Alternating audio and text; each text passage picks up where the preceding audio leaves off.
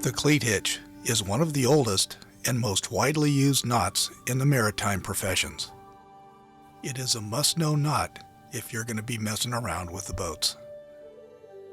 Most vessels are kept secured at their moorings using some variation of this hitch. In this video, you will be shown the correct way to tie a cleat hitch and why it is done that way. One of the great things about a properly executed cleat hitch is how easy and fast it is to tie one on and to untie one. So let's slow that down and show you exactly how we did it. The first thing is to bring the line in to the end of the cleat that leaves the cleat clear to tie the hitch. You don't want to tie the hitch over the top of the strain end of the line. We then take the slack out, take one turn around the bottom of the cleat, go over the top, around the end, and then put a half hitch in. The running end of the hitch lays next to and parallel to the first part of the figure 8. Here again, you hook the cleat, go under once, then over, and put the half hitch on. If you go over the top first, it's an extra wrap and the tail ends up towards the boat. There is nothing wrong with doing it this way, it's just a little slower and a little more awkward. One of the big no-nos with dock lines and cleat hitches is to not take the slack out of the line by taking a wrap around the hitch. You have now locked the hitch. If a strain comes on the line, no one will be able to untie it. It is better and faster to just untie the hitch, render the slack out, and retie the hitch, unless someone's done something goofy.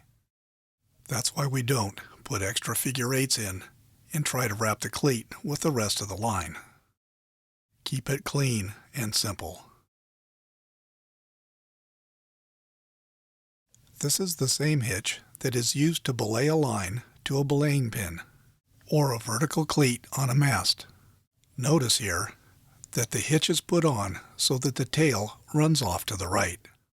One of the reasons it evolved this way is because twist-laid line coils clockwise to the right, and when you hang the line on the pin rail, it all just works out well this way. The other more important reason is that it was standard. There were times when a sailor would have to handle his lines in complete darkness. The safety of the crew and the ship depended on being able to handle these lines without any fumbling. The tail end of the half hitch was always off to the right to untie the line. To make this happen, if the fair lead is on the right side of the pin or cleat, you have to start your figure 8s right away.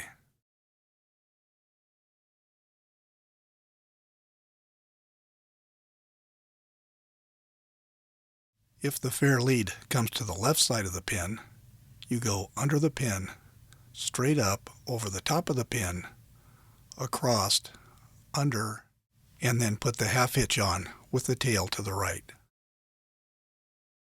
This is the same cleat hitch that we started with when we secured the mooring lines. The only way to get good at knot tying and line handling is to practice, and practice, and practice. This way, it becomes a set motor skill, and you don't even have to think about it. These videos are brought to you by the Maritime Preservation Trust. We are a 501c3 nonprofit organization preserving our maritime heritage for you. Please don't forget to subscribe, share with your friends, visit our website, and help support the Maritime Preservation Trust.